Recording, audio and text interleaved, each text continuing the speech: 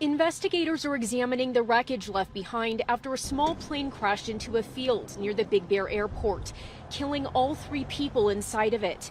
The FAA says it was a single-engine Beechcraft A36, and it nosedived into the ground so hard, its engine was ejected. It didn't sound right. It just sounded like you could hear it, and then all of a sudden it went silent, and then you heard a crash. Daniel Villarreal says the plane made a rumbling noise before it came down in his residential neighborhood. Feel really bad for the families. And we're always looking out for one another. Bill Allen is also a pilot. He came to the crash scene today because of the bond pilots share with one another. And we always want to know what went wrong so that we don't do the same thing. Multiple sources tell us the pilot was flying another person, possibly a friend, up to Big Bear to purchase an airplane.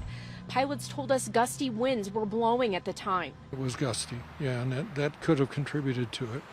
But again, we don't like to conjecture what went on till we really know. The plane is registered to a man who lives in Riverside County. It started the trip in French Valley and made a stop in Corona about an hour before crashing here in Big Bear.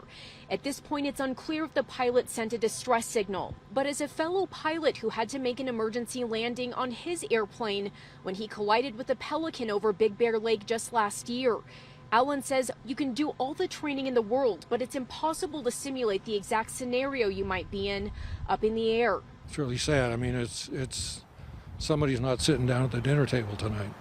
3 people are not.